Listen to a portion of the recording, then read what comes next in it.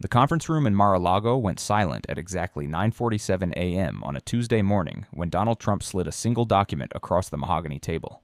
The paper was still warm from the printer, classified markings visible in red ink across the top. Across from him sat three of his closest advisors, their faces pale as they read the first paragraph. What they were looking at would either restore the Republic or ignite a constitutional crisis that would make Watergate look like a parking ticket. "Read it out loud," Trump said, his voice carrying that particular edge his team had learned to recognize.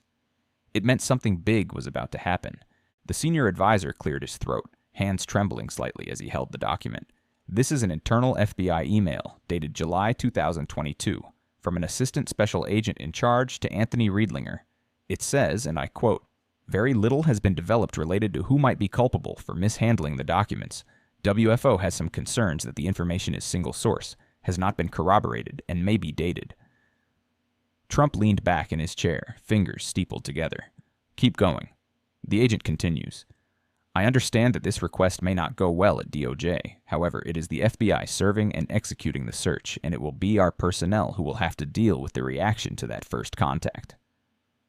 The advisor looked up, his jaw tight. "Sir, they knew. They knew they didn't have probable cause." But Trump wasn't looking at his team anymore. His phone had buzzed twice, a specific pattern that indicated an encrypted call was incoming, from Moscow. He glanced at the screen, then back at his advisors. Quote 5. 3 minutes later, Trump was alone with a voice that carried the weight of a former KGB officer who had rebuilt an empire from the ashes of Soviet collapse. Vladimir Putin spoke in measured English, his accent thick but his words precise as surgical instruments. Putin said. "It wasn't a question. Just declassified them this morning," Trump replied. "How did you know?" "Because, my friend, I have been waiting for you to obtain them." There was a pause, the kind Putin used when he wanted his words to carry maximum impact. "Those emails are merely the appetizer. What I possess, that is the main course." Trump's grip tightened on the phone. Quote 11. Quote 12. Putin's voice dropped lower. "My intelligence services intercepted communications between Langley and Brussels. Encrypted channels. Very sophisticated. They thought no one was listening." "Who?" Trump demanded. "Former CIA officials, the same ones who signed the letter claiming your laptop story was Russian disinformation. They met with FBI leadership 6 weeks before the raid. The meeting was not logged, not in any official capacity." Putin paused again, letting the silence build tension. "But Russian intelligence was tracking them." "We have recordings, Donald. We have everything."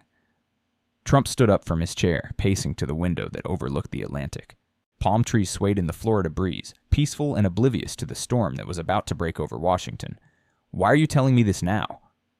"Because the enemy of my enemy makes for interesting dinner conversation." Putin's tone shifted, became almost philosophical. Quote 19. Quote 20, Trump said. Quote 21. Putin's voice carried something that might have been satisfaction. "But Donald, when you release this information, the reaction will be significant. Are you prepared for what comes next?" Trump turned away from the window, his jaw set with the same determination that had carried him through 2 presidential campaigns. "Vladimir, I was born prepared." The package arrived 53 minutes later in a diplomatic pouch marked with Russian Federation seals. Inside was a portable hard drive containing 47 gigabytes of intercepted communications, surveillance footage, and financial records. Trump's cybersecurity team spent 6 hours verifying the authenticity. Every file checked out. Every voice print matched. Every timestamp corroborated. What they found was systematic, calculated, and devastating. The file showed that in June 2022, 3 former CIA directors met with the FBI's Washington field office leadership in an unmarked building in McLean, Virginia. The meeting lasted 4 hours. No official record existed, but Russian satellites had captured images of the vehicles entering and leaving. Russian signals intelligence had captured encrypted radio traffic, and one Russian asset, positioned in a building across the street, had captured audio through a directional microphone aimed at a partially open window. The conversations revealed a coordinated effort to obtain classified documents from the National Archives, identify any potential violations in Trump's handling of presidential records, and escalate the matter into a criminal investigation that would justify a raid. One voice, identified as a former deputy director of the CIA, was recorded saying, quote, "Newstet 24. Another voice, later confirmed to be an FBI assistant director, responded, Sathra, quote, 25, Niththatra, quote, Nirth 26. The CIA voice replied, quote, 27. Trump watched the timestamp on the audio file, June 14, 2022, 3:47 p.m., 2 months before the raid. He looked at his legal team, who sat in stunned silence around the conference table. Quote 28. But Trump wasn't finished. He made another call, this one to a secure line that connected directly to the Kremlin. Putin answered on the first ring. The files are authentic, Trump said. I never provide anything less. Putin's voice carried absolute certainty. Quote 31. Trump let that sink in. Quote 32. Putin was silent for a long moment. When he spoke again, there was something almost like respect in his tone. Quote 33. Quote 34. Trump's voice was cold as Arctic ice.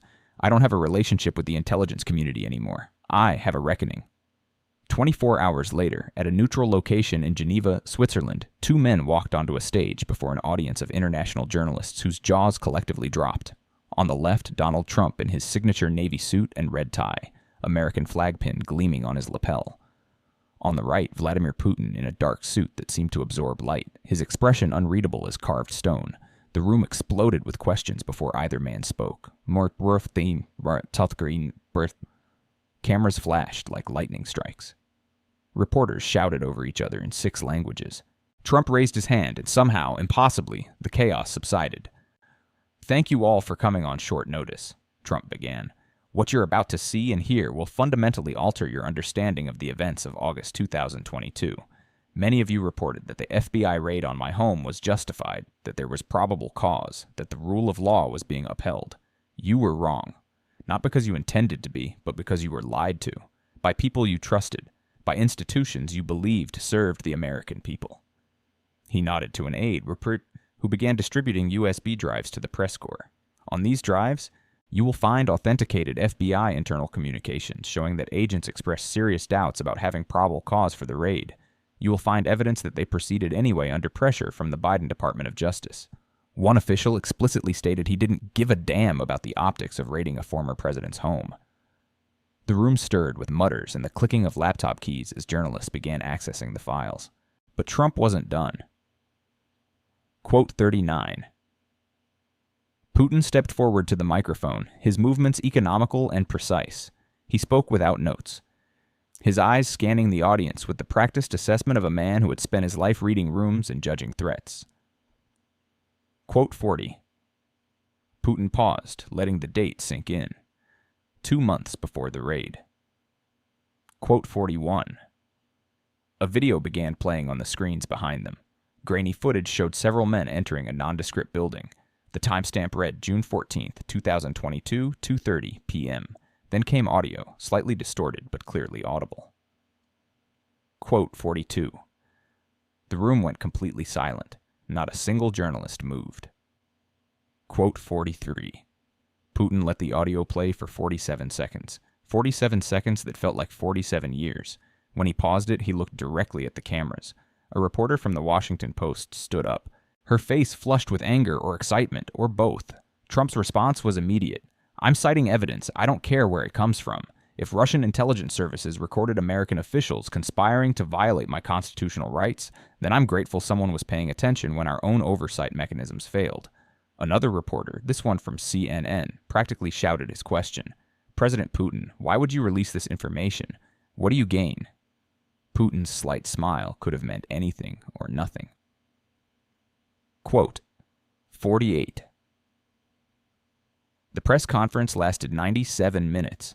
Question after question. Trump and Putin systematically dismantled the official narrative of the Mar-a-Lago raid. They presented financial records showing payments from a Democratic Political Action Committee to the informant who had provided the initial tip to the FBI. They presented communications logs showing coordination between the FBI's Washington field office and offices of Democratic senators. They presented everything, and for every revelation, Putin had the receipts, audio recordings, satellite imagery, intercepted emails. The full weight of Russian intelligence apparatus, deployed not against America, but in support of exposing corruption within America's own institutions. By the time they finished, social media had exploded. Truth Social crashed from traffic volume. Twitter, now X, was trending 3 different hashtags simultaneously. Hashtag expose deep state, hashtag Putin-Trump alliance, and hashtag FBI conspiracy. Cable news networks went to continuous coverage. Congress announced immediate hearings, but in a quiet office in Langley, Virginia, a former CIA deputy director watched the press conference with hands that shook so badly he had to set down his coffee. His phone rang, then rang again, then didn't stop ringing. Messages flooded in from lawyers, from former colleagues, from reporters demanding comment. He turned off his phone and sat in darkness, understanding that his career, his reputation, and possibly his freedom had just evaporated in the span of a 97-minute press conference delivered by 2 men who, by all conventional wisdom, should have been adversaries. Instead, they had become something more dangerous. Aligned. 3 days after Geneva, the House Judiciary Committee convened emergency hearings. The former FBI assistant special agent in charge who had written the email sat in the witness chair, looking smaller than his 6-foot frame suggested.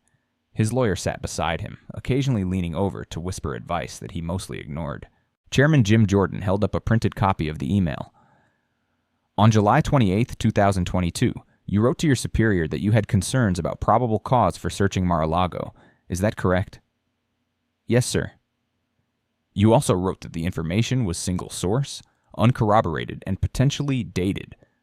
Correct? That is correct. Jordan leaned forward, his voice dropping to a more conversational tone that somehow felt more threatening than shouting. And yet, 9 days later, the raid proceeded. Can you explain why the FBI moved forward with a search it knew might not meet the legal threshold? The former agent's jaw worked for a moment before he answered. Quote, 54. Quote, 55. Silence. The kind of silence that speaks volumes. Quote, 56. Jordan continued. Quote, 57. Quote, 58. Quote, 59. The agent's lawyer put a hand on his arm. My client invokes his Fifth Amendment right against self-incrimination. The hearing room erupted. Jordan gavelled for order, but the damage was done. A federal law enforcement officer had just invoked the Fifth Amendment when asked if he'd taken instructions from outside the government. The implication hung in the air like smoke from a gun. That evening, Trump held a rally in Pennsylvania. 23,000 people packed the arena, with another 15,000 outside watching on screens. The energy was electric, crackling with vindication and rage in equal measure, Trump said, his voice carrying across the crowd. Quote, 62.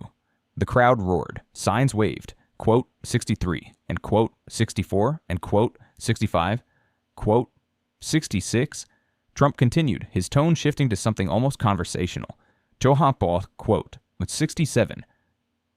Laughter rippled through the crowd, a strange mixture of amusement and vindication. Quote 68.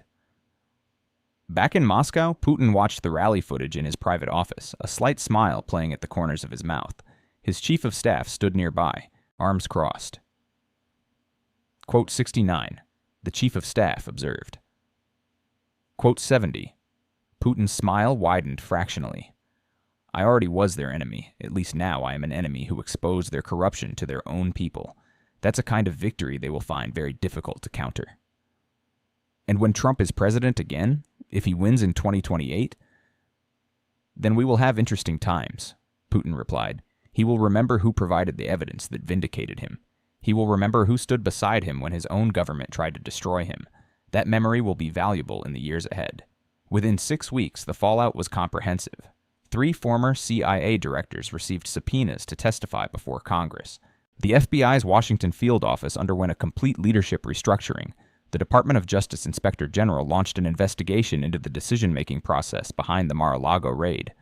2 assistant directors quietly retired. And in the court of public opinion, something fundamental had shifted. Polling showed that 63% of Americans now believed the raid had been politically motivated. Trust in the FBI dropped to historic lows. The phrase, quote 75 became common currency on both sides of the political spectrum. Trump's approval ratings climbed steadily, week after week, as more details emerged. The informant who had provided the initial tip to the FBI turned out to have received $237,000 from a Democratic-aligned super PAC 3 weeks before contacting authorities. The FBI agent who had drafted the search warrant affidavit had sent text messages to colleagues calling Trump a clear and present danger to democracy. The judge who had approved the warrant had been appointed by a Democratic president and had previously donated to Democratic campaigns. Each revelation added another brick to the edifice Trump was constructing. proof positive that the American government had been turned against its own citizens by people who believed their expertise and moral certainty justified breaking the rules they claimed to uphold. At a press conference in the White House briefing room, Trump stood at the podium with the satisfied air of a man who had been proved right at the cost of everything and found the price acceptable. For 2.5 years, they called me a liar when I said the raid was illegal. For 2.5 years, they called me paranoid when I said there was a conspiracy. For 2.5 years, they told the American people I was a threat to democracy. He paused, looking directly into the cameras. Now you know the truth. The threat to democracy wasn't me. It was them. The unelected bureaucrats who thought they knew better.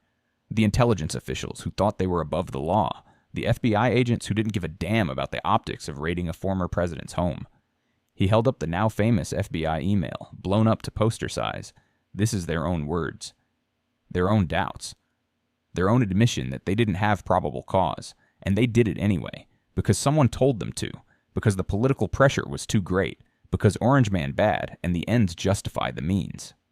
Trump set down the poster and leaned into the microphone, his voice dropping to something quieter but more intense.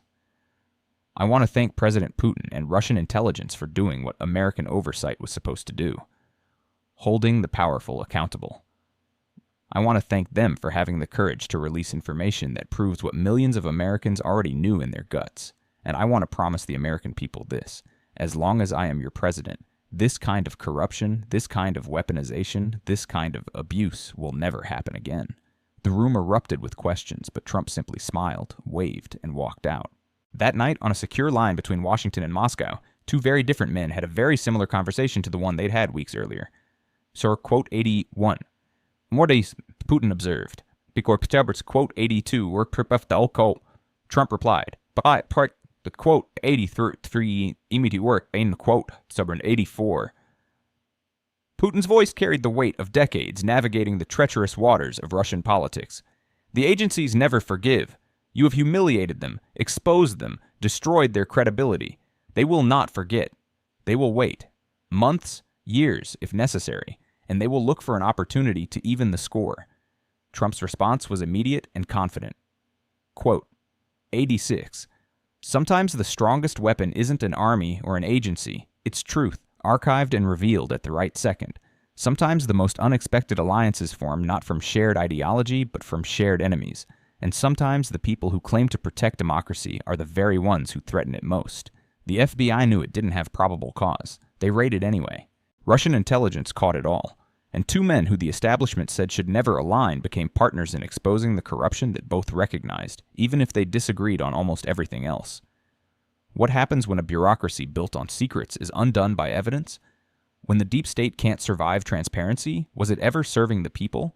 When two world leaders from opposite sides of the old Cold War divide hold the same truth, who really controls the narrative? If this story shattered illusions, don't just watch, like, or share and subscribe to our channel where silence gets broken and lies get timestamped. Hit the bell because the next truth might be about your government. What would you do if you had evidence this explosive? Drop a comment below. This dramatized story is inspired by real events and public figures. All dialogue and incidents are fictionalized for commentary and educational purposes. This is not intended to defame, but to explore themes of power, truth, and accountability.